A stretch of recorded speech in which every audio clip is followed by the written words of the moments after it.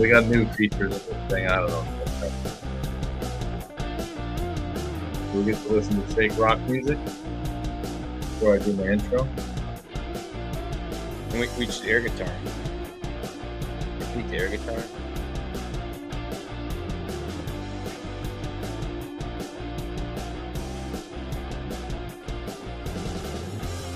I don't know. This, we left off just like we were never left.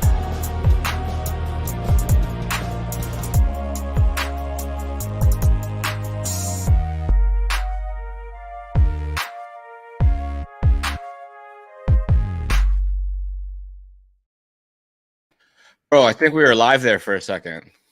We are a little bit live and a little bit dead inside. Speak for yourself. Look at your face. Are you stroking? Me? No, I'm trying to figure out. Look, man, we haven't done this in a while. This software updated itself, and of course now I have no idea what's happening. So people are watching us. At least 6 people, and that was worth it. So we got at least 3 people asked us for, hey, you should do another show. And I thought about it. I was like, yeah. And then some shit happened. Time goes by. Like, time goes by fast when you're old. Like, I have more gray hair. I think it's longer. I wasn't gonna say anything. But whatever. I hate that I'm backwards and I don't know which way I'm going on the screen. So here we are.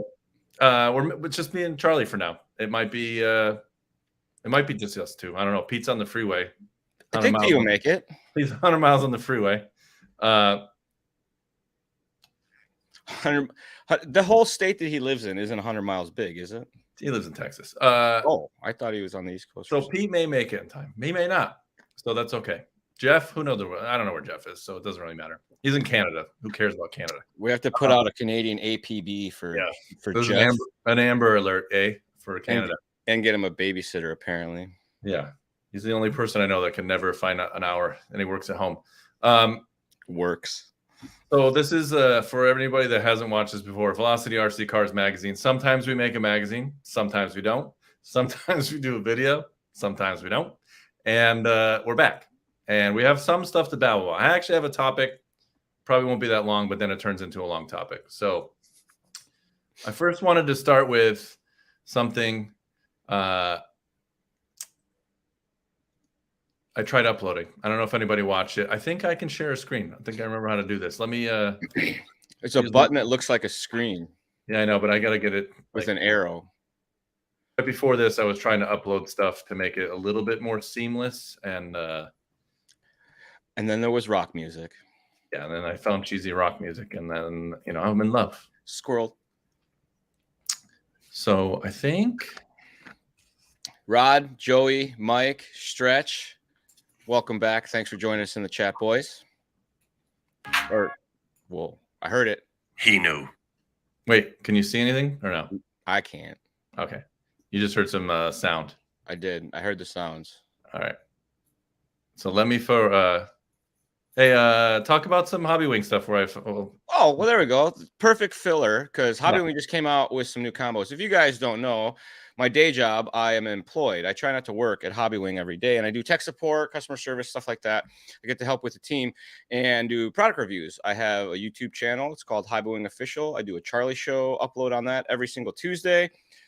How-tos, unboxings, walkthroughs, nerd ventures. When I go to Axial Fest and drone races, we make episodes of all that. So it's a real good time. Once again, on YouTube, it's called HobbyWing Official. And we just had some new systems released. The Max series has been very popular in the world of RTR upgrades. And for as long as I can remember, it's been the most affordable, most awesome sensorless system that was out there. And the great part about that, it was waterproof, so you could, bash on them real hard. The update to the G2 version of the speed control that now has a G3 version of the motor, which I know it doesn't make any sense, but the G's doesn't matter, is now censored and waterproof. And those just got pushed through and are available to the public right now. So they're available in 2 different motor sizes, a 3650 size and a 3665 size. So a 550 and a 540 size, and 4 different KVs for 2-cell all the way up to 4-cell setups. Hey, look, some of you have a customer here. Stretch, Good. Thank you. I appreciate that. When you guys pick up combos, it helps me stay employed. So we definitely appreciate that. Number 2. So I'm sharing the screen. So if anybody doesn't watch the YouTube channel, suck it. You know what I mean? Like you could just watch it at work like I do. I mean, I watch cooking videos and motorcycles. You could watch a 7-minute video of me babbling. I want to talk about how I decided on a Sunday to go out and play with an RC car, which I normally never do. When I saw this video pop up on your YouTube feed, I was very excited because of your catchy title. Which one? $1,000 RC car total in 10 seconds. So yes, and so someone corrected me today. It's $580. So, but I did say it doesn't go at $580. You still need to buy a battery and a charger. So thank you. I mean, I kind of think I was right. It was I wanted to make it seem more expensive, like, $1 million RC car totaled. And then I'm like, this shit's only $580. Like, I guess I'm including the battery and charger in my title. $500 destruction isn't that much these days. Yeah, neither $1,000 at this point. It's like inflation. I should have put $1 million. So Sunday morning, I wake up. I'm like, hey, my girlfriend always wants. She's like, when are we gonna go race this car? When are we gonna go race this car? So I'm like, hey, guess what? I woke up and thought I'm gonna race this car. Charge it. Go outside.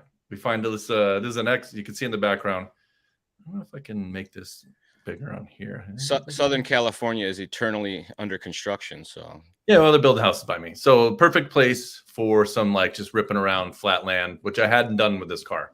I kind of only did wherever the hell I tested on a track before I did this one. So I was like, let me get some how it feels going straight at full throttle.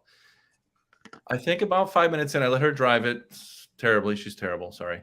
And then I was like, oh, I see this little gap over here, and I'm looking at it. I'm like, I think I can make that.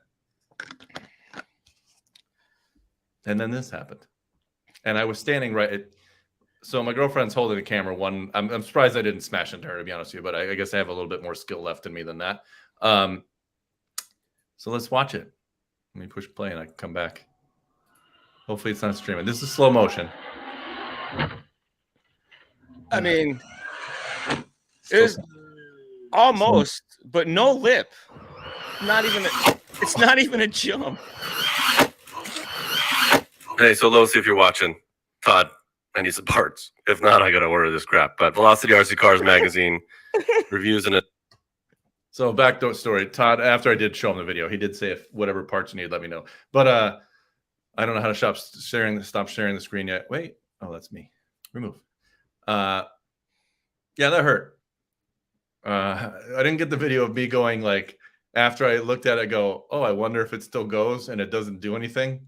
And then I turn the wheels and it just goes, ee, and I'm like, oh, that hurt. It's like 6 inches shorter than it started too. It's definitely shorter. I have it right behind me. I want to show you the bend. Is it? It didn't break. It just bent very severely. No, funny enough, when I was testing it on the track, I literally just tapped the board and it ripped the front hinge pin out, which they're not hinge pins. So this is a really dumb design. They have 2 little grub screws that capture the front hub. Tiny. Okay. It doesn't go all the way through. So like on the track, I just like brushed the board and it ripped the freaking wheel off because it just ripped one of those. A lot of the trucks these days have that silly little baby pin design like that for the clearance of the knuckle to get in there so they can make the C bigger and get more steering and all that. I don't quote me. I'm no engineer. Probably right. This has way too much steering. When you turn, it's like a drift car. It doesn't need that. Right. But for durability, it doesn't make any sense. So performance. That was a pretty that's honestly probably one of the worst destruction of an RC car that I ever did. And I didn't really see that lip. Like when I first looked at it, when I walked over, I didn't see the 6-inch lip. I thought it was like, 1 inch of curve, but I was like, nah, I literally thought I wasn't far off on my guess, by the way. If you look at that video, I mean, I was, this far from clearing it, but this much. Yeah, but I definitely, I mean, look, if it would have went 6 inches further in the air, or God forbid there was a small lip on the launching part, you probably would have made it easily. No, 100%. But I was looking for exactly what I was doing. I just thought it was going to be sick, just going off the edge and just going straight on. I probably would have done the same thing. It's still dumping sand out, and so I got a vacuum in here now. Good for the laptop. You see that huge bend right there? Whoops. Oh, yeah.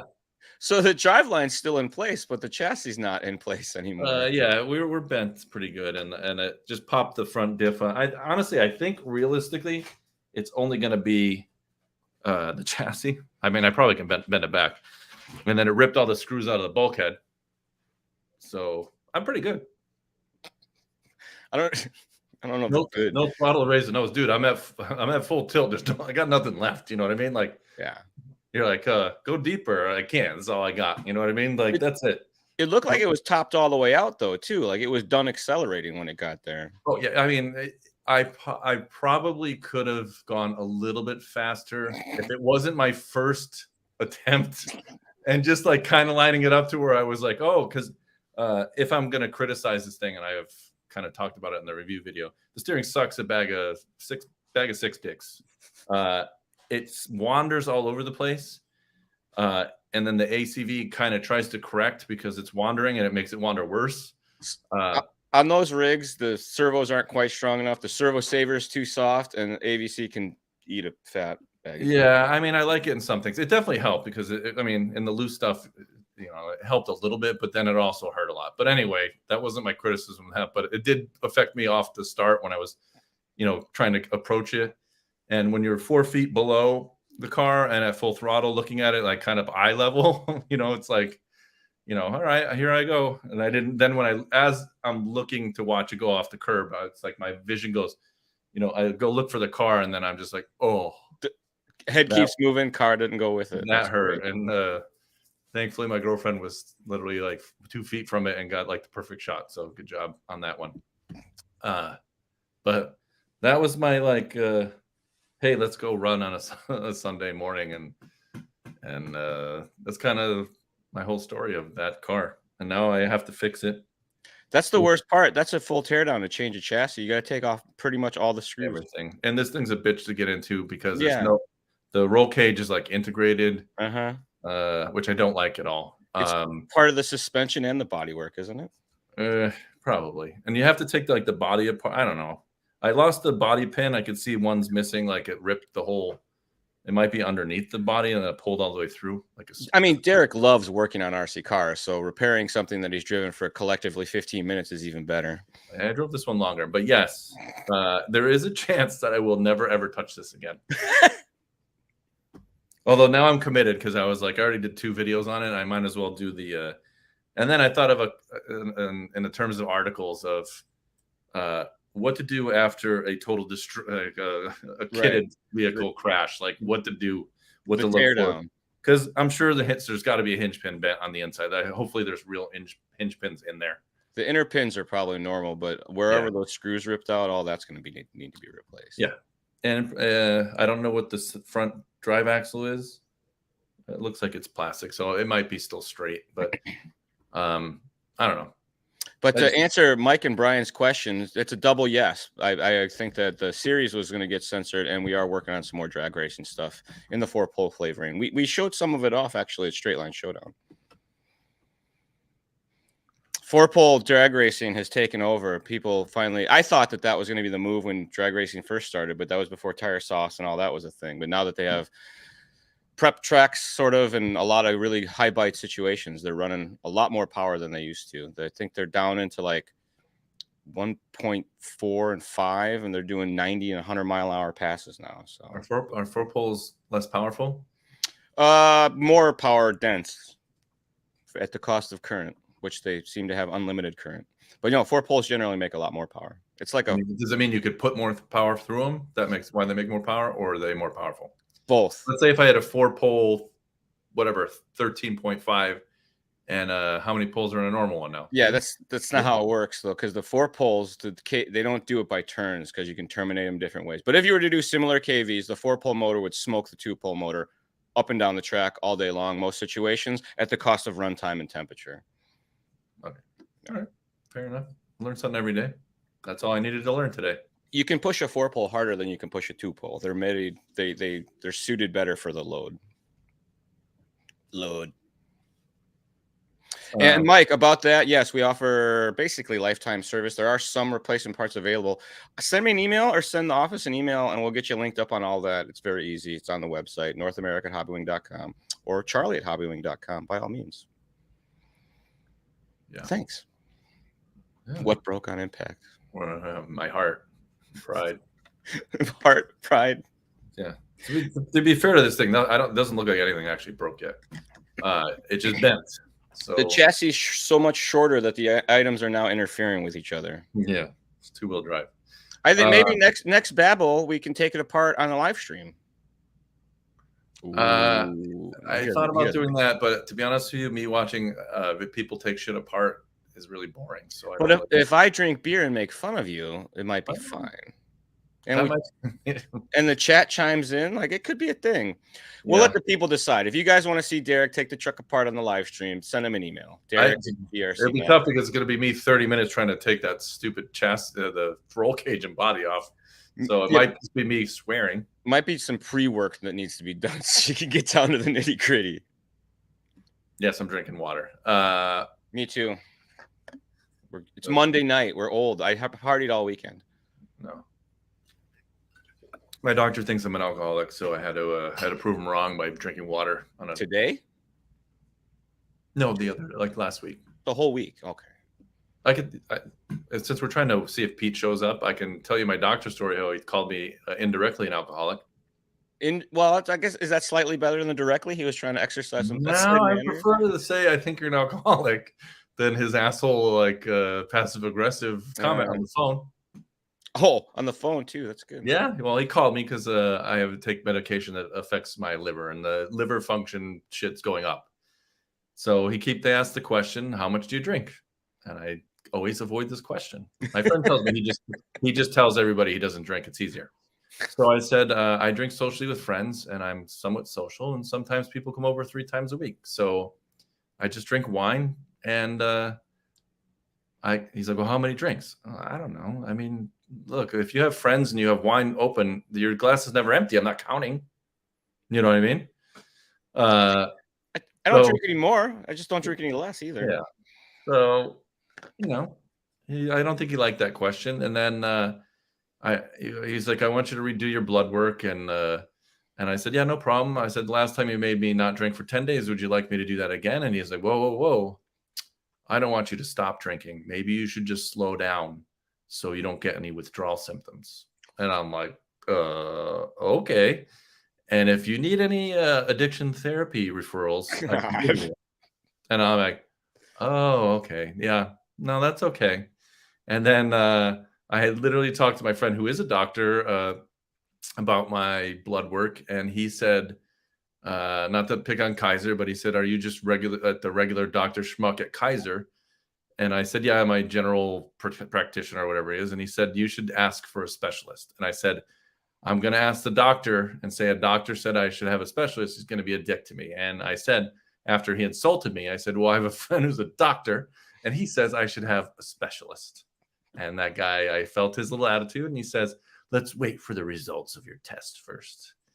No, it's RC filibustering chat. So maybe you'd care about if I died or not, asshole. How about that? That's why I don't go to the doctor. I don't like to answer any of those questions. Whatever's wrong with me is going to be wrong with me. It's fine. Yeah, well, that's fine. Anyway, not an alcoholic and whatever. I wish my joke is I wish I was addicted to something because then I'd have some feelings about it. Yeah, I have a topic I was kind of waiting for Pete. So, but let's talk about what else has happened in RC lately. I don't have the thing. Let's see. Hey, Traxxas here. Pete's not here to pump Traxxas up. So I was about to say, dude, my feed is full of the new Traxxas 8S Truggy XRT. I even remember the name. I've been so flooded with the posts. All the hobby shops got them, and the little crawler that they made. So this is like a more Truggy X Max, right? So a good handling X Max. I think it's a great idea. Yeah, it looks cool. I thought it was actually a smaller one. When I first saw it, I thought it was like it's tough because I was going to do a video on this. I think Traxxas makes 5.2 billion trucks, and it's amazing because I don't think they've discontinued one. They don't have to. All the parts are the same. It's just a different size chassis and a different. Well, the parts on this are not the same as anything. I mean, to the X-Max, yes, which at this point, it's been out for quite a while. And I don't know how many parts are shared. I haven't really looked. It's not that many. I'm sure it's probably the driveline, obviously, but there's probably some shared. But anyway, I'm not really mad at them for sharing parts. It's not my thing. But they do have a lot of effing trucks. So, I mean, they went from a Max to a Max with long arms, and then a what's the other one that just came out with? The Go Fast trucks? I thought it was just this was the most recent one. No, but there was one literally not too long ago. Oh, there you go. Monster trucks. Oh. Yeah, it was the sort them by price. That's what I always do. Is there that option? I never knew that was I've been on this website for 22 years. I never knew there was a sort option. It's at the top. I'm at the bottom. Explains a lot. Well, Haas is fairly new. The Sledge. Stretch says it's the Sledge. There you go. Thank you. Thank you, Stretch. That's why we have people here smarter than me. The chat is the super brain. I've said it many times before. Yeah, so, I mean, the Sledge came out, and then they came out with something that I want to hate because you know me. I do not like. Where the hell is it? You hate it so much you've blocked it from your memory. The new little scaler? You don't like those? Look, so I was actually surprised at the price because I think it's $150. Yeah, I'll give them that because I would have really thought that like RC four-wheel drives little ones are like $4,000. You know what I mean? Like there's some expensive tiny ones, and my biggest gripe is why would I buy a little shittier one when the bigger one is better and not that much more expensive? I think that's been the feeding wall of 18 scale or micro RCs for forever. The Go Fast ones as well. But I wasn't great when this shit was around. You know, when it starts, when you have limited space though, 18 scale becomes very appealing. I have a track on my patio that we run 18 scales on that we dumped a couple $100 into that we could have. I watched you race on your little track. I'm not arguing that it's fun, just like a moped. So, but for the crawler people, they have like a little rock garden or whatever, and it makes all of the rocks much more entertaining. So I can kind of see it. And it's one more RC car, like it's for your kid, another reason to build Tinker and all that. Like, yeah, but they're hard. This isn't a little kid car. I mean, that's not easy to work on. It's not for the kids to work on. It's for the dad to say he got it for the kid. That's why I have all these extra RC cars. Half of them are my kids. I mean, at some point, you just got to man up and say it's for me. But so coincidentally, if you'll notice, when mini cars come out, what season is it? Christmas. Yeah. It's like a stocking stuffer. So it's like I don't know what to get, but it's like $150, which is a good price. Actually, to be honest with you, I really thought it was gonna be $300. Right. I haven't I didn't look at off the body shot to see what it is, but I'm assuming it's a Mike's Shrunken TRX, whatever it's called. It's like a ladder chassis with driveline or transmission in the middle, battery in the front, and the only thing they did that's kind of neat was they put the servo in the center, like the horn going the other way, so you can fit a medium-sized servo in it and have decent steering pretty simply. Oh, so that doesn't have to have the space of the dumb little one. Yeah, there you go. All right, smart. So that's pretty cool. Because I was like, why do you want it sounds like a Tamiya thing where it's servos like in the middle with a tie rod bent 12 inches across the chassis. No, they just got one bar that ties the two wheels together, and the servo horn goes right in the middle of that. It's pretty simple and not great, but for what it is, it's fine. Right. The word is fine. That's like when you ask your woman what they want, and it's fine. So that's the answer you're looking for. We're talking about RC cars, not chicks, dude. The same thing, but it's fine. It's So my problem with little things is that your backyard doesn't have scale rocks that size. They're still bigger. Your backyard is boring as shit.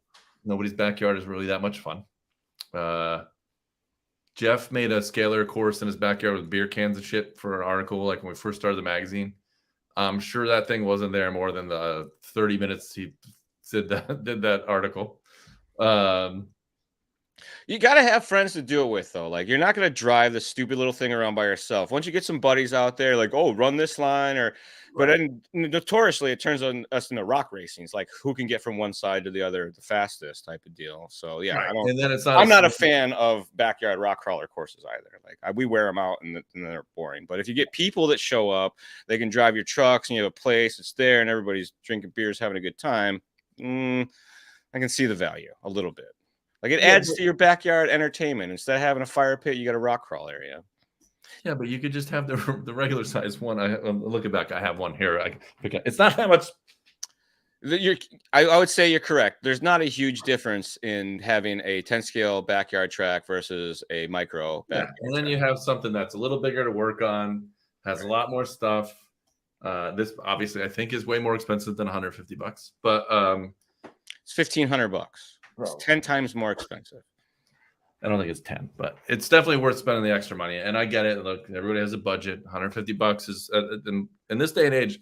I still kind of baffled at $150 for it, and it looks nice. You know what I mean? Not terrible, yeah. Licensed bodies, for crying out loud. Yeah, so good for them. But if you're asking me, yeah, you know, it's fine, great. It could be worse. It's not terrible. Right. I mean, there's definitely worse mini ones, and there's worse ones that are more expensive. Yeah. I'm not gonna pick on. I don't have the RC 4-wheel drive one here. It's downstairs, but the little RC 4-wheel drive one was super expensive. It's a fantastic gateway RC to get you started.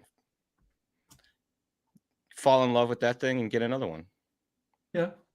But if I've worked at a hobby shop, Jake's Performance Hobbies in Rohnert Park, California. Still there. They've been there for like 40 years now, and they continually sell tons of micros to people getting presents and stuff like that, even if it's not, you know, Christmas time. So it's just a great kind of go-to level up your hobby gift. If you want to be the cool aunt or uncle, you buy them a real RC car that has spare parts.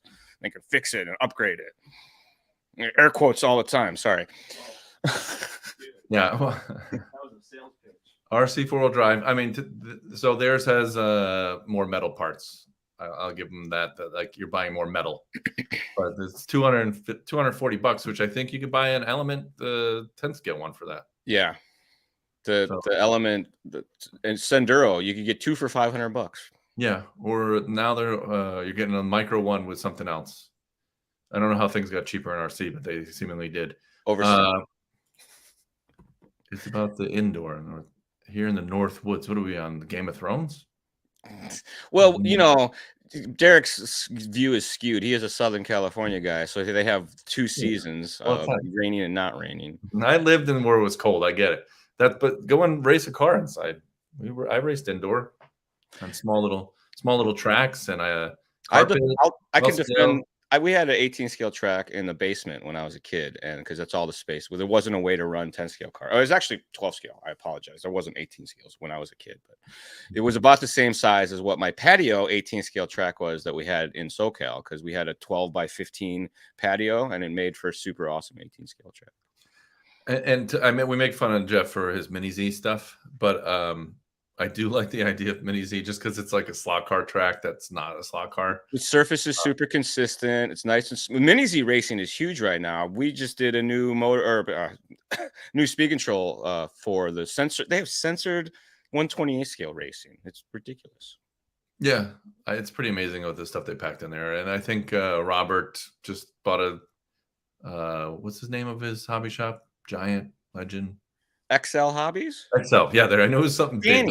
big. Isn't it Dan? I thought Danny and Robert are working together. Oh, well, I don't know. I'm friends with Robert Morris, and he's the one that always posted that was his hobby shop. But I thought it was Danny's hobby shop. I don't know. Who's Danny? Danny Stojakovic, West Coast racing. Yeah. I don't know. Like I said, I'm not friends with him. Robert was the one that posted my store is open. I'm getting the track. Maybe they got hacked by Danny. No, I've talked to Danny about orders and stuff. I know he runs a hobby shop somewhere. I thought it was the same one. Maybe it's not the same one. I don't know. No, I'm pretty sure that's it. XL. Yeah. They just bought it. I'm gonna look. I got a keyboard right here. Yeah. So I mean, I sort of like it. I always liked it when it came out. First, I'm gonna address this comment because this, in theory, is good, but it's not really good. We've tried many times. It's ends up sucking. At slow speeds, it's fine, but as soon as you get to anything above like a couple miles an hour, well, the cameras are better now than they used to be, but just the peripherals and you have to have special markers on the track so you can see what's going on. The camera needs to be kind of above the height of the vehicle. So for like the larger scale stuff where they can mount the camera right at the roof, works pretty good. You can get around, it's not bad, but for average racing, it's not good until you slow them way down. Like, I've seen it done successfully. It's not bad, but they tried it at Indoor Champs at Vegas. I don't know if anybody remembers that, but I do. Yeah, I don't think it turned out that well. But virtual racing. Yeah, you might as well play a video game at that point to be real, right? I mean, that's the difference between video games and RC. One of them you're third person, and one of them you're in. I went to Thailand years ago and I bought a little wireless camera setup, and I didn't realize that it was long before FPV was a thing. We strapped it on an RC car and we drove it around the patio, and it's super cool for like 20 minutes. Yeah, like mini RC cars. Yeah.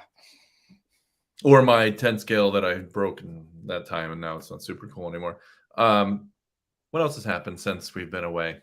I mean, I don't want to bring the room down, but 2 people died. You had Ernie die and Pops. Sucked. Let's see, anything else? Axial Fest happened. I went to Axial Fest. Okay. Axial Fest. How was it? They got a new location, Rob's Resort. It's by the Rubicon, like 20 minutes from where the Rubicon is. I forget, Pine Flats, Pine Cone Town. I don't know, something 4 hours away, way deep in the woods. You got no signal for a half an hour. What city? What state was this? California still. It was the West Coast one. They do 2 Axial Fest now. There's the Axial Coast Badlands, which is in Indiana. And that's what I was thinking about. Yeah, 2 weeks later, there's Axial Fest West, which is always so far it's always been in California, but super cool. They had huge turnout again. I didn't actually get out on the actual trails that they had, but I hung out in the expo area a ton, and they had rock racing right in front of our booth, which was super fun because got involved with all of that. It's a real good time. Axial Fest is rad. If you like rock crawling, and even they have more than just rock crawling these days, which is nice. The rock bouncing, they do that Ultra 5K thing at all of them, so it's neat. Yeah, you run with your car? Well, I don't. They do. And there's always a bar. Lately, the standard is there's a bar on site, so that was very nice. That's the whole point of doing this outdoor rock crawling, was they could drink a beer and do it. Yeah. I did the 5K while drinking the whole time once years ago. It was super fun. Yeah, Tony's got footage of it. That's nice. And then you went to ProLine by the Fire? Yeah, ProLine by the Fire. That's in Apple Valley, and again in California. They do, it's a Friday or Thursday, Friday, Saturday event. So you're done on Saturday. Everybody spends the night Saturday, parties hard, and gets up whenever and goes home Sunday. So they had same things, again, a huge turnout. And because it's in Apple Valley, there's a ton of like off-road hot rod shops there. The Terex guys were there. Bronco Factory was there. I feel bad because I can't remember the dude's name, but that cat who had the Volkswagen Baja bug that he ripped around SoCal and the police were trying to impound it and all that, he was there. I know which one you're talking about, yeah. The Pink Wheels guy, yeah. So he was there doing RC cars. We went out and did some night crawling and bumped into all of those, like these pros that are four-wheelers, and they were just nerding out hard with their trucks. So it was nice to see dudes that are into full-size motorsports, like enjoying the hobby for what it was, just out in a group with their friends, like nerding on the rocks kind of by themselves. So good times. We crawled a lot at night because it was 1 billion degrees, and I was working the booth the whole time. I got to meet the Canyon Cooler guy. I don't know if you've met that John Martin dude. He's a fun guy. They had 125 pounds of ice that they were giving out all weekend to whoever needed ice. It was great. Of lice? I thought you said ice. Baby. There might have been some lice involved. You never know. He's good. We're camping, so. Somebody brought up the topic that I'm waiting for Pete for, but I don't think Pete's gonna make it. Let me give Pete the. I'm gonna try to guess which topic it is. Well, there's only 2 things that were on there. Oh, dude, it's clearly this one. Associated added 1 millimeter to their shocks. Can I click on this? Oh no! I think I'm the only one that can make it. I was gonna put that up there, but we were busy talking about something else, so I didn't want to interrupt their. Where is it? I missed it. My mouse is backwards. The scroll up and down is backwards. I don't know how that's happening. Mike, if you get a chance to go, even if you just go for a day trip to By the Fire, it's a good time. They have a ton of fun stuff going on all the event. They had night fights. Like they have a theme every year, and this year was medieval times. And before the awards on the last night, they had a local, I don't know how local they were, but some sort of medieval times night fighting crew that went out there and tried to tear each other's heads off. It was, Oh, they were actually like hitting each other with. oh yeah, like it was a little like safety rehearsed, but basically they were trying to win and through the, it's like kind of like whatever karate style where there's points. There's a dude in there with a stick trying to separate them and keep track of things, but. Yeah, it's all free camping, actually. If you sign up for the event, they have the whole place is open. You can bring a motorhome. There's tent camping. There's some facilities, but, you know, it's not great. There's no showers or anything like that yet, but they might. You never know. These guys always level up their things. But that's kind of the cool thing about it is the free camping aspect. The ProLine rents out the whole venue, Horseman's Ranch or Horseman's Center Park is what it's called. Yeah. Lots of new race kits. Were there a lot of new race kits? Yeah, there's a new B63D90 Tour. 7. It's a 7. Isn't it a 7? Hot bodies. No, they didn't call it a 7. They call it. They're still at the points. I thought it was 7 point something though. I'm gonna look. A stretch will tell you before you get there. I think it's 0.4. Faster than I do. I think it's 0.4. Hot bodies came out with new two-wheel drive.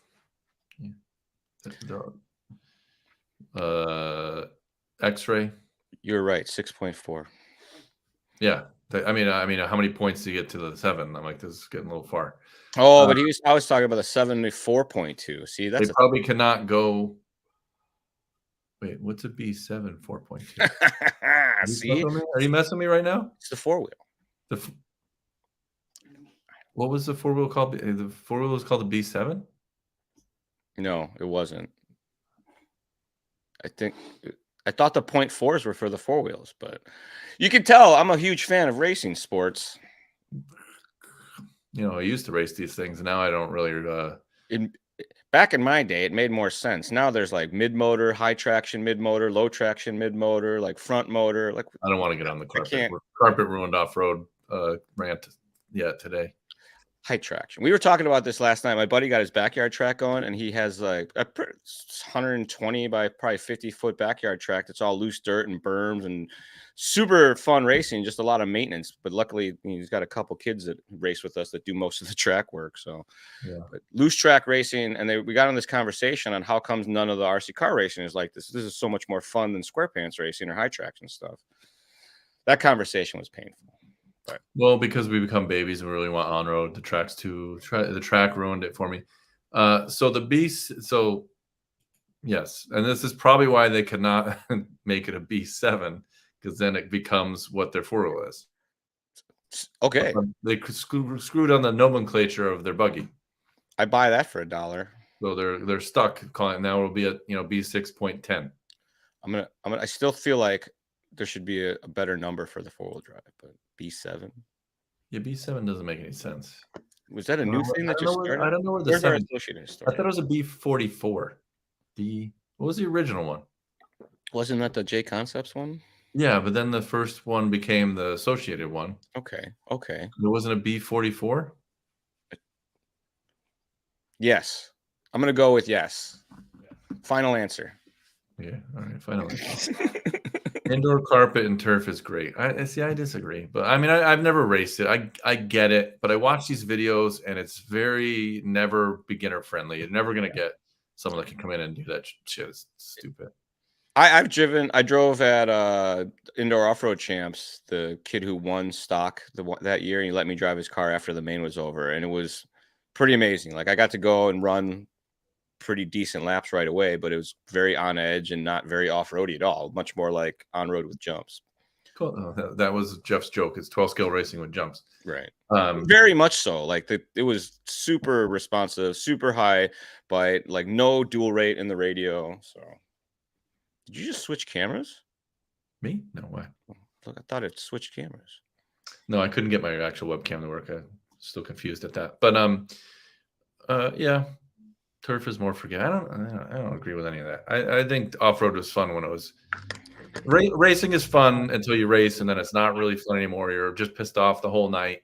Yeah, there you go. B44, B44.1, B64. So they skipped the number, and then B74. So they screwed themselves in calling their cars too close to things, and now they can't. Thanks, Joey. That was very helpful. I appreciate that greatly. I feel less like an idiot now. Thanks for the internet. I don't know. Racing is fun, but listen, every time I go to the track when I used to race, most of the people there were mad. I would agree. Like I always remind me, you're doing this to have fun. Yeah. But people are competitive. I always get that. I'm so competitive. I only have fun if I'm winning. I'm like, oh wow. Yeah. And that's why Slash Racing was the best, because we had the best time. I don't know how this always turns into a Slash conversation, but because Slash rules. That was the best racing, just stock tires, stock motor, red cup, and we would beat the shit out of each other. But race, like, I was mad when I didn't win, but I was also having a great time when me and McMahon were like bumping each other off out of the turn, like the real cars, and you're not T-boning and taking him out, but like strategically placing your car so he goes into the woods. I think it's very much like a good group of friends that race together and kind of have a little bit of race patience, and they can race each other hard, but not just drive through each other the whole time. Like that kind of makes the whole atmosphere. It's important to have good nerd friends. I also want to watch with everybody this stupid ass video game pass. That was the best. Oh, you talking about NASCAR? Yes. This is the own every mile at the Hyundai Getaway sales event. Hurry in to get our best deals of the season. Get it? Oh my goodness! I can never. I think roll it back.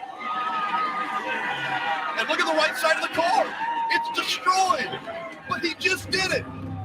This is RC car stuff right here, I think. A 7th generation watermelon farmer. That's a funny We're thing. supposed to be racing in the Xfinity Series a couple of years ago. That ride got pulled away from him. It looked as though his career in NASCAR. Ross Chastain used the wall all the way around this racetrack to race his way into the championship 4. He went from 10th to 5th place on that last lap. So that was pretty awesome, because we've all did that in a stupid Gran Turismo when you had to do the dumb oval for 4 hours, or the fuck it was. Oh, we got more associated. No, because the B5 were two that wouldn't last before the B6, B40 point was still before, and then they went straight to B6 because they're already a B6. Yeah, I get it. So I said it's dumb. They kind of crossed over to names that didn't make any sense anymore. They could have just named their car. Or just use years. I'm a fan of the B6 2020 or the B6 20. It makes a lot more sense than versions and points and dots and all that. Yeah. So anyway, Pete, I think you're out. Oh wait, sorry, you can't. I didn't know it was now. I'm out with my wife. I guess he didn't pay attention to all the texts we had earlier. Anyway, I kind of figured when he wasn't there at 6, we're making it. So let's go back to how long we've been doing this shit. 42 minutes. We're almost at the end anyway. What's the hot topic? I want to know. Is it Tamiya? Because Pete's up saying Tamiya in the text message. No, Tamiya's Tamiya. They just come out with random weird stuff. So I want to talk about this because this will tie into a few companies here. I am not trying to knock Lunsford. I'm not anything I say that's going to sound like is anti-Lunsford is not. I'm just talking about modern times. And I kind of put MIP in the same generation of things they used to sell when you used to race and have to replace everything.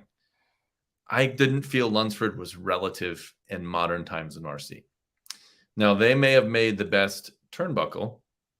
And from what I was educated on by Scott Hughes is that they made the best titanium screws ever made. I get it. But in a modern car that comes with just about everything and I didn't see that how it could still be in business, to be quite honest with you. So for them to say they retired and closed shop. So I'm leading on to something of how they did it. As I talked to Eddie Goodrich, he told me a little bit of insight of what happened.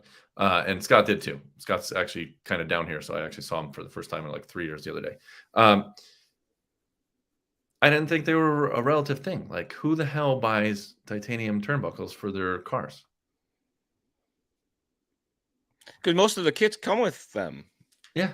Or, I mean, or good enough to where it's like, it's not like you know, listen, back in the day, you young whippersnappers with your nice brown hair, when you built a kit, you got a piece of shit tie rod that you actually, I mean, when I built my car, you got to fucking cut the tie rod.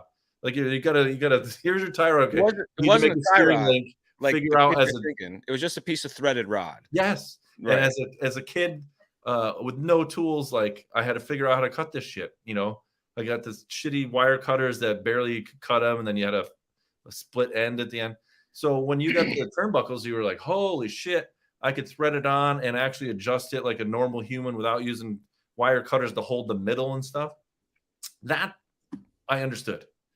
That was like, how old am I? I'm 47. So this was like almost 40 years ago. But for the longest time, even when the adjustable turnbuckles that had like a little shape in the middle that you could get a wrench on that came with the kits were still terrible. Yeah. In compared to what Lunsford offered. Like sure. it was why wouldn't you spend whatever it was, 20 or 30 bucks for the kit? Because it made your life so much better. Who are the other titanium? There was 2 titanium turnbuckle companies. Now I can't think of the other one. Lunsford and Lightspeed made a bunch of parts that were similar, I thought. I don't think it was Lightspeed. All right, someone give me a comment. Computer brain, we'll get it there in a minute. All we have to do is say it out loud and they start typing. Thanks, guys. We appreciate it. You type faster than I do. Go faster. I know there's probably a delay, so I gotta wait. Lunsford and man, there was 2 American titanium companies. I don't think it was Lightspeed. I could be wrong. I just say what comes. One of them had the bigger no, not hardcore. Hardcore was T-Max era. They were round and they had a hole in the middle. Thanks, Everett. My roommate, he's an RC nerd too. I don't think it was Technicraft. No, that doesn't sound right either. But anyway, I mean, we had competing turnbuckle companies. You know what I mean? And so I'll kind of pick on MIP. MIP did they didn't have titanium turnbuckles, but they may have. But you know, it's like who bought what was MIP famous for? Like ball diffs. Like, oh my god, you made rings and balls. You know what I mean? Like now fancy high quality parts. Yeah. I never felt the difference, but fuck, I bought them too. Like it's like, okay, I got to put those MIP diff rings in there and their special lube. If you're going to buy something that you need to replace, you might just buy the one that's supposed to be a little bit better and put your mind at ease. Yeah. And this was the era of, like you said, your RC. I mean, I started with the original RC10. I replaced almost every part on the car. Took out the steering. Oh my god, I got the the ball bearing steering. I got longer arms. I got turnbuckles. I got a graphite chassis. I had trailing arms. You had to put an MIP transmission in it. You know what I mean? Like you literally replaced everything, which was great. It was fun. Yeah, CVDs. Sorry, they make CVDs, which comes in every kit now. Good ones too. Yeah, I'm not mad, but like in the terms of upgraded, like it's really not a necessity at this point. You know, again, an RC10 had dog bones. You had, dog bones. I don't know if you don't know what it is. I mean, you probably don't at this point. It still comes into me at kits. Dude, I remember searching in my backyard for those stupid little springs that went on either side of the dog bones for hours because I didn't know that they were inside of a pen. Yeah. I was gonna say you'd have to use them the ones that barely fit in the pen. I found out later. So back to Lunsford. So with the closing of it, and so Scott Hughes went to Lunsford to work, and I always was like, how do they have enough money to hire you? I'm not saying this insultingly. I just don't understand what they sell and who their clientele is, because most people that had this stuff were pro racers that didn't pay for it. He was telling me that, was it either Tebow or someone, posted that he kept his screw sets on his third chassis. Well, great. He didn't pay for them. I mean, that's not a selling point to anybody. Like, where's the regular person? The regular person ain't going to pay $60 for some screws that, like, you're like, mine are blue too. I don't get it. Anyway, so Lunsford goes, and I was just like, man, I can't believe that, like, there was a post on Facebook, and of course you see people like, I can't believe it, and they're just going out of business, and no one will continue. Because I'm like, if it was making money, why wouldn't you just sell it? Yeah, I mean, maybe there was no buyers, or like any of the investment firms that buy toy car companies look at the health of our industry and are like, no, So I got where we some want to go. insight from someone that tried to bid on it, and then I got some of the information from Scott. If this was personal or whatever, it doesn't matter. Out of business, I'm not hurting anybody. So Eddie said that they just auctioned off all their stuff to a liquidation company, and didn't want to sell it, and didn't want anybody to ruin the name. I can respect that. I can and I can't. Because who cares? Because he gets whatever money he gets out of the hardware of the business, and yeah, but if he sold it to someone that could continue the brand, right, the legacy continues, right? Yeah, Has that happened in the RC industry? There's been very few examples of one of these companies doing well after they get shuffled. I know. But of course, yeah, I agree. I mean, usually you sell when something's wrong, or you just are, you need to retire. And again, if they retired, I get it. But if you had people saying, "I'd like to purchase the stuff and continue making it," and then you say, "No, I don't want the quality to go down," which I get, but realistically, I don't, because if you got twice as much for you to go out of business, who cares? And I'm going to say this again. Somebody's going to sound like sand all over my computer from that stupid car. It's because he's old school, man. Not to sound like me being an asshole, is that like nobody really, it doesn't matter. You know what I mean? Like, there's nobody now knows what Lunsford is, except for old people that had this shit when they were younger. The nostalgia folks need Lunsford to stay in business, so all the clapped out garage sale RC10s they buy, and have so Eddie was like, titanium arms still. Eddie was like, because I said, nobody cares about them, and I'm not saying that in a bad way, because look, I've worked at places that are out of business and nobody cares about anymore. Oh wow, I worked with magazines that are all nobody cares about. And then Eddie was like, well, obviously people care because look at the post. I said, yeah, of course. You have 200 old people that grew up with this shit, and it's like, I hate to. It's like when your first friend dies, when you get older. You gotta. We'll find out if the kids care. If you got to post it on TikTok, you can't post it on Facebook. Only old people are on Facebook. Yeah. Oh yeah. I don't go on TikTok either. It annoys me. Me neither. But I mean, sure there are people, but not. If it mattered, somebody would have bought it. And so I kind of just was like, Scott gave me another insight, is that they had a lot of material issues. So they claim that their titanium, like it was all US, but Scott told me, and someone said that they were buying titanium from Russia, which was one of the issues, that they couldn't get the titanium. And then I think Scott told me, well, they may have gotten the raw material, but it's processed in the US. So there was some supply of titanium issue. Again, I'm going to say this in a term of 2020, nobody cares where the titanium is coming from. We all assume it's from China. I don't want to buy anything from China more than I need to either, but the reality of the world is sometimes you got to. And I watched weird videos pop on my Facebook feed, and I've watched people with pneumatic presses break things. And one of them was titanium bolts from the US, China, and for NASA, of their shear strength and like stuff like that. And I would have thought the Chinese one would have sucked, and it didn't as much. So it might have been on par with everything. It was fine. It's fine for.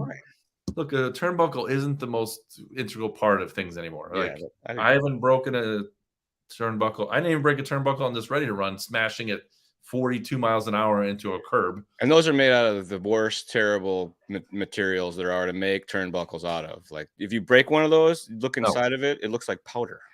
Yeah, I know that, but I mean, most of the RTR turnbuckles, maybe not. It's also plastic, so even better. None of that's. Does that count as a turnbuckle? I don't think they have to be adjustable to be turnbuckles. That's just a link. It's just a plastic link at that point. All titanium comes from Russia. I could see that. Yeah, Earth is a weird place. I'm sure. So look, I don't know who this guy is, but he's a Helix. I'm actually sure that HobbyWing did try to probably buy Novak, but I also heard that they didn't want to sell too. But I don't know that 100%. It's this guy. I know. Worked at both places. So. I know what happened almost exactly. And the family liquidated the assets, the hard assets, I guess you'd say, all the stuff, the building and all that. And then there was an offer on the table to purchase the company, but logistically, all the things that had to happen, it just didn't work out in the end. And to me, that was when the industry was kind of on one of them downturns again. So it kind of made sense that any company that's coming in to buy a legacy brand that's, you know, fighting against the importers, you know, what are you going to do? So I'm going to pump up one of the companies that did that, Tekin. One of the few companies that, as we just talked about, that got bought out that actually did better. Thrive. I mean, they've been crushing it. And I try to get people as much as possible, and I don't have any problem with HobbyWing, but like Jim is U.S. made here, involved in the hobby. So like, if you're not buying from Tekin, buy from HobbyWing, and if you're not buying, like, you know, you got to know the people you're buying. And he's one of the few companies that do. You know, and it's very hard to compete. Like I said, how are you going to compete with the manufacturer from China? You're not. So you're going to have a little bit of a different strategy. You got to try to make it higher end and more personable. And so, you know, Tekin's done a good job on that. And HobbyWing is too, because to be honest with you, when they first came out, I was like, why would anybody run this crap? And now that's all people run. You know, what's funny, when I worked at Novak, you were the first person to clue me in about anything HobbyWing. You were doing something with a magazine and you got one to test. You're like, hey, you better check these guys out. This stuff's pretty dialed for what it is. Like, I don't think it was it was Hacker. Well, I had known about Hacker. I want to say the thing that you showed me was this HobbyWing speed control. Oh, maybe. I don't know. Sometimes we were drunk. Sometimes. Yeah. So that was my big topic of tonight. That turned out to be the least amount of topic. But I kind of was just like figuring, it was like, how would you end your company? Would you just be like, drop the mic and go, I don't want any extra money. I'm just going to sell it out, sell it out in the street and then leave? Or would you just like, you know, I just couldn't understand why, you know, Novak had a huge overhead. Why didn't they just start buying shit from China and putting the fucking orange label on it? And we did. I know eventually, but I mean, we did. There was a big push there toward. We did drone mode. All the low ends, all the ready to run stuff. That was the push. Yeah, I know, but they probably should have done that earlier. Yeah, I sat in the meetings and fought some of that, but there was a bunch of items that we did that was successfully, power supplies and some other items that the writing was on the wall, but they were very vested into this. We had a family of staff that worked there. Like, we're gonna again, the overhead, they were some of the best people that keeping the faith alive, American manufacturing. Bob and the family, we were living the dream, man. It was a very cool thing to be a part of, and I see why they went down swinging the way that they did. So. Yeah, I mean, I get it. You know, but again, like, sometimes you could just sell the brand off and let someone else do it. You can still make all your money and they go, okay, you want to buy the logo and bring it back. I mean, Hot Bodies is HPI is kind of the failure story of that. How many times can it try to come back from the dead? One more. Yeah. But, you know, the people, I also grew up with these people of, you know, racing and idolizing them and then hanging out with all these people. So I was also sad too, but I was just like, man, why wouldn't you got to get rid of all this giant production overhead and just start thinking about, you know, not down. They could have done. You're in Orange County in a 100,000 square foot building. Like, it's speed controls. I'm not a. It was like the worst way. I don't have a business plan, but that ain't a smart one. It was the worst way. Just because of where we were, Novak had to follow OSHA regulations for the same things that people who built locomotive motors do. Like for trains. Yeah. So we had to have a special room that was separated and had these special walls. Only certain staff were allowed to go in there. We had to do all these crazy regulations in the middle of, because we built what was classified as a permanent whatever class that motor was under. It fell into the same thing that locomotives did. So the OSHA guy came in and we could have built train motors at that stage probably, but it's crazy. I'm not here to knock them. I'm not happy when businesses go out of business. It's not like, yeah, I'm happy for them going out of business. I'm just thinking, if I was ending it, would I just end it? Or would you try to let somebody else, you know, make a couple extra bucks and let someone else figure out it? You know, sometimes you need someone new to do something. Because if you just make titanium tie rods your entire life, who gives a shit? You know what I mean? Like, there's no excitement in saying, I just came out with a 1 7/8 inch titanium turnbuckle. You know what I mean? Like, great. It's like packaging zip ties and selling them to the racers, right? Yeah. People use zip ties still. I think I have some, but they're made in China. But some of these brands like have been around forever, and especially, again, I'm not it's gonna sound like I'm knocking Lunsford, but at this point, the name and what they made just weren't anything of value. And I'm not saying that they weren't an integral part of racing, because they were, like I said, when I remember every part that I got, that I was so happy that I saved my money and bought. I still can't think of that other titanium company. It's fucking driving me crazy right now. Well, I'll say this. In the back of my head is like, what? Because I couldn't afford Lunsford. There was a cheap. Maybe it was Technocraft. I think it was Technocraft. I think you may be right. Yeah, because they had a hole in the middle, and then you had to have a special little bendy elbow guy. No, well, so there was one with the hole in the middle, that one, and there was still another. I feel like another hex one that wasn't the same. So let's think about it, but this Lunsford thing one more time. I have a thought here. So he does put it up for sale, and he has his value on it that his people tell him, and then he gets to the reality of all of it. The investment firms come back and they give him an offer. He's like, screw that.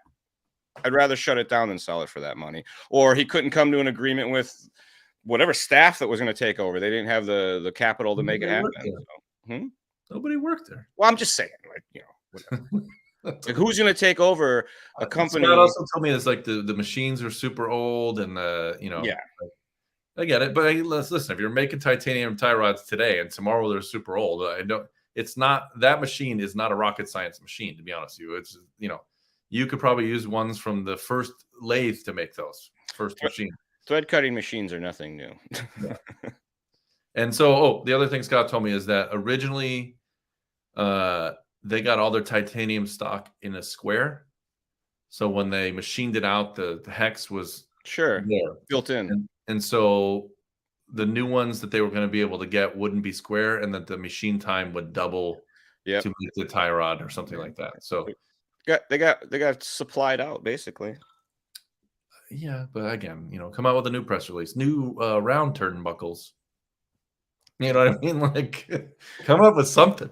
But again, I'm not knocking them. I was just thinking about like how the two sides of the story I've heard of someone trying to buy it and told to go suck it. I'd rather burn it than let someone have it. And then, I mean, I feel like it's one of them offer deals. Like, he probably had more value in the company than what they were offering. I mean, he said he'd rather. Yeah, I get, but pride. So I'm sure when you auction stuff off, if someone was, it's the same thing as buying something locally. If someone local was going to take it over and had pride and said, hey, I grew up with this stuff, and it was the same money to let them do it or let somebody just buy the parts and throw it out, wouldn't you have the pride of that, hey, I created something that someone wanted? Yeah, but maybe there was nobody there that wanted it for what he wanted to sell it for. Even for that low money, he couldn't find a person to take it. Like, here, take my company and run it type of thing. Like, yeah. Again, then I think there's more to it than what we know as far as I'm sure I only got parts of the thing, and, right. and only an inside view and an outside view, but it's enough. It reminds me of what I'm laughing because you said I'd rather burn it. When I went to college and they forced you to buy all these $400 books, and at the end of the semester they're like, "Oh, it's worth $3." Yeah. And I said I'd rather burn this fucking book than for me to spend that money, never use it, and at the end you told me it's not worth anything. I'll take it camping and use it as kindling. Yeah, before I still have some of those books out of spite, and I was going to burn them. I think I have a calculus book like that, and then one book from some class that the teacher wrote, and they even told us, we're never even going to look at this book. We're all like, why'd you make us buy it for $200? Because he wrote it. Yeah, this is 30 years ago. $200 for a book was a lot. Still not. I still wouldn't pay $200. So old, 30 years ago, buying college books. I wasn't in college 30 years old, but it's close. How old am I? I don't know. I can't do the math. I used to have a math minor. I can't do my own age anymore. It's a tough a lot of aftermarket companies are not huge. Even some of the bigger ones. So ProLine sold the Horizon, and then AKA sold the Horizon. I'm going to create a tire company, and hopefully they buy it. And then, but luckily, like me and Charlie, like you're talking to people that have been in the industry, we kind of knew everybody and how small and big people were at the same time. You know what I mean? Some of these companies were much bigger than you thought, and some of these companies are much smaller than you thought. The first time I went to ProLine, I was blown away by their facility. Like that, I had no idea that was the amount of stuff that they had there, the full blown machine shop. Because I'd grown up around machine shops and stuff like that, and they had very fancy stuff. Yeah, I can still remember the first time they had something made in China. It kind of sunk my heart a little bit, but hey, their transmission was that the transmissions for the Traxxas? I feel like that was like their first not in-house product that they kind of really sold. It was the first one that was in the vacuum package, I think. That was the first item, because they had never had anything in a vacuum form package before that. That's some nerd stuff to remember. I worked at the hobby shop when that happened. Yeah. And then everybody put their tires in bags. What did tires come in before bags? Were they always in bags? But the clear bag with the header card.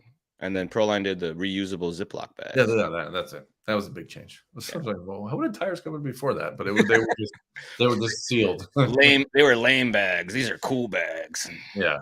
And I've never used one. I have, actually. Have you? Oh, yeah. All right. I'm an upcycler. I like to use things several times before I finally send them to the dumpster. Bags especially. What Lunsford never offered anodized colors, whites, clinkers. Yeah, he's but these new whites and Clink, those are all newer companies. And J Concepts obviously has. I mean, to be honest, a lot of people offer titanium, but they weren't known for that. I mean, they made all Lunsford has ever done is made titanium accessories. Yeah, the two. They made two screws and turnbuckles is our area of expertise. And I mean, in that regard, it gives some kind of perspective. Like, they're really good at this. This is all they make. These must be the best ones. And as I was told by Scott, they had the best threads and the best whatever he said. I don't remember what term he says. But again, as a poor kid, I never could afford those. So I never had titanium screws. That was like the one thing I think on my RC10 that I never got. I always had those dumb gold ones that stripped out after 2 uses. We did aluminum screws, and then we would chamfer the edges of them to make them lighter. Yeah. We were. That's a lot of people are bored when you're like lightening your light screws. I went to a race somewhere, and I looked at a dude's car, and all of the edges of his screws are chamfered. I'm like, that's the coolest thing ever. I went home and like did that right away next day. I think the thing was that with the aluminum screw craze is that you put them in places that they never should have been and then screwed yourself. Like the hard points. You learn the hard Those need to be steel or titanium, which are fine. Yeah, that's it. Unless anybody wants to remember anything else with us while we're now on a Lunsford. I don't know, maybe it was just Technocraft and they had the hole in one. That's it. Avid. See, you guys aren't old enough. Avid's a fairly new company to me. I mean, they've been around for quite a while now, but they're not like in the OG series of Avid was like racers from Associated breaking off. There you go. Right. They had already worked in the industry for some time and then started a company. Yeah.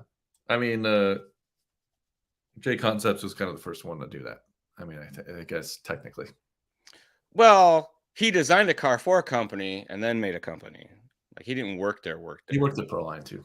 That was different. Well, you're right. Never mind. It's not different.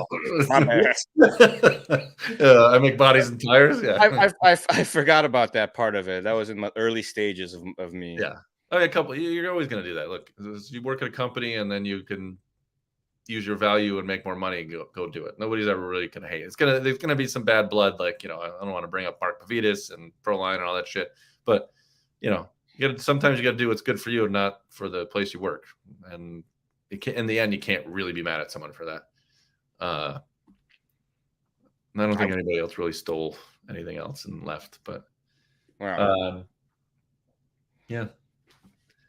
I like you young kids think you're old by ripping off Avid. So cute. That's one of the newest generation, or one of the oldest new generation companies that's been around. They've been around since early days of my Novak stuff. Well, early days. Well, they started off with just selling bearings. Yeah. one accessory item, and made some capital and learned how to CAD, and then drew some pieces, hired somebody, and away they went. They heard what's his face? Coach Kurt. He was one of my favorite associated staffers back in the day. He seemed like a nice guy. He didn't like me for a while. Very methodical. I like him, but he got mad at me one time. I think I told the story before. It was about their RC10 GT2. Oh, critiqued his works? No, it just came out like when the class died. Oh. And I asked the question. Well, why in the world? Is it, how does it, I don't know the verbatim what I said it, but it was like, doesn't it kind of suck coming out with a better product and now the class is gone? In some way, it was like it took so long to come out with this next generation car. Because I mean, the class RC10 GT2, I think Losi had like 5 generations of their fucking gas truck before that.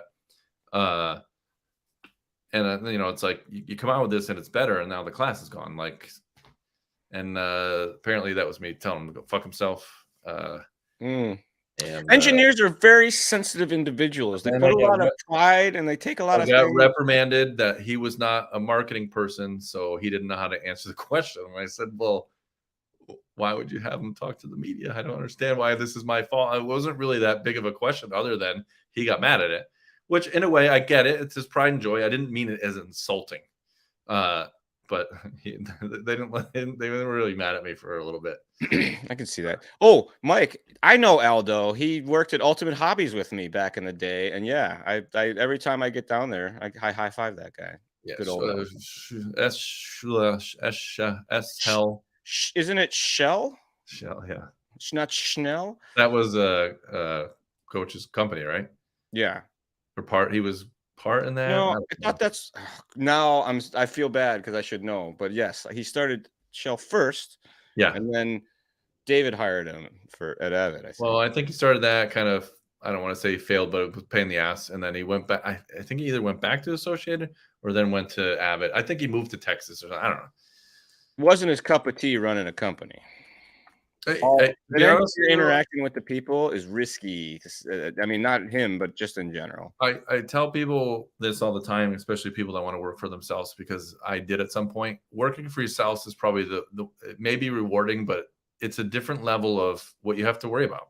When you're an employee, you just go to work and be like, you don't give a shit what money comes in or what happens.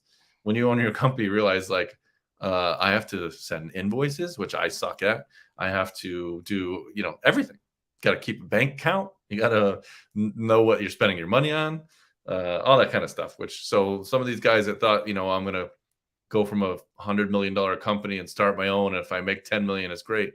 Realize that it sucks a little bit, especially when you're not successful and you don't have enough money to really push it through. It sucks, but that's what you learn when you go to work for yourself. And that's why I never did it. That's why sometimes you have to appreciate the people that you worked for who do that. So my story is that when I left Extreme, or I didn't leave, but they went out of business and I had to do the shit for myself. I actually went back and told Mike, I said, hey, all those times where I was really mad at you that about the money things that never made any sense to me. I said, I'm sorry I was mad at you. So the Novaks had a reunion a couple years ago, and I was a couple beers deep, and I got all soft and had to go hug everybody and thank them for all the things I learned and apologize for how I felt about them back then, because I had a whole new perspective on all the things they took care of that, as a consultant in the industry is a little different now. Yeah. Anyway, this is a good talk. I'm not promising that we should do this again, but I'm okay with the 2 people format. I always thought we needed 3. So we may have to do the 2. And if the 3rd one shows up, just airtight this thing, lock it down, all holes filled, and we'll continue. We have to come up with topics though, because I feel like I repeat myself in my angry rants. It's Christmas season. I'm going to be angry about mini cars. Sometimes we're stuck in our ways, so maybe it'll be refreshing to work through it. I got to teach these whippersnappers about these old companies, and then we have to remember who started everything. I feel like they're upping because they're probably profiting from the Element. But I don't think they're using money from Element to come out with. First of all, everything got more expensive. I don't know if you knew that, except for Traxxas mini car. That's a lost leader. That's all. Their quality's always been decent. I mean, I think maybe they're getting a little better, especially because they went through a teething pain of making stuff overseas. Frequency releases are something that they were 100% against, but it was one of the dumbest things they ever did, because you got to release batches and update things to make it new. You can't compete with an RC10 when X-Ray has a whatever their car is, 2019, 2020, 2021. It's the same kit. They just changed the box. So make a run and then update the fucker. You know what I mean? And it took all these companies forever. Like, you appreciate I could buy parts for my RC10 or my Slash for 300 years, but the latest and greatest always sells over the, why do I want the old box? So I don't care for Red Cat collabs. There's a lot of cycling through people through racing where they get in and out of it too. So sometimes the generation changes kind of helps people stay fresh and active. Like, it gives them an excuse to sell an old car and buy a new car. Yeah, people involved with it. Like, some of the nerds are really into that stuff. Yeah. Well, when I got back into racing, when I got out of college, and I bought my friend's old, what I thought was still up to date. It's like, oh, I'm going to buy my friend's old. It's only a year old. Whatever. What was it? XT? I don't remember. It wasn't a triple X or anything. It was like whatever it was, like a monster truck. JRXT, whatever after was a JRX after that one. And I had all this old shit, and I went to the track, and I'm like, oh man, this sucks. So I had to buy everything new again. That's when I started working at a hobby shop. Because I figured if I'm spending all my money there, I might as well get a discount. I never sell my old cars either, Mike. I'm an RC hoarder. I keep stuff for reviews that I just sit there, and then eventually I just need to get rid of it. But when I raced, because I was poor, the way I funded my new car was I sold my old one for basically what a new kit was. Like, it had option parts, and I kept it really. So every year I would just be like, oh, it's for sale for $160 with the body, built. All the list of aftermarket accessories that was longer than the paper could hold. No, I mean, triple X and stuff at that point, I didn't really do anything. You don't have to. But on that note, it's time to go, because I have to eat and wipe that off your keyboard. And some sexy times coming. So not if she watches your critiques of your driving style. Yeah, she knows. It's all right. That's it. Everybody that showed up, 18 to 22 of you, thank you. And the 304 people that'll watch it after. Cool. We may do more of this. Hey, I saw that somebody gave us a tip. It was a stretch or something, like $2. I think I set that up on YouTube like 2 years ago. That's the first time I've ever seen somebody give money. Stretch. Thanks, bud. I have no idea where it goes. That's awesome. Yeah. So I think I get it from my YouTube $40. It'll be $42 now. Anyway, there's I deleted the exit music because oh man, that was my favorite part. I know. I was trying to upload the video of my crash that didn't. Why is it so hard to find? So I don't have anything to leave with other than sing us a song. No, don't. I was just kidding. Don't do it.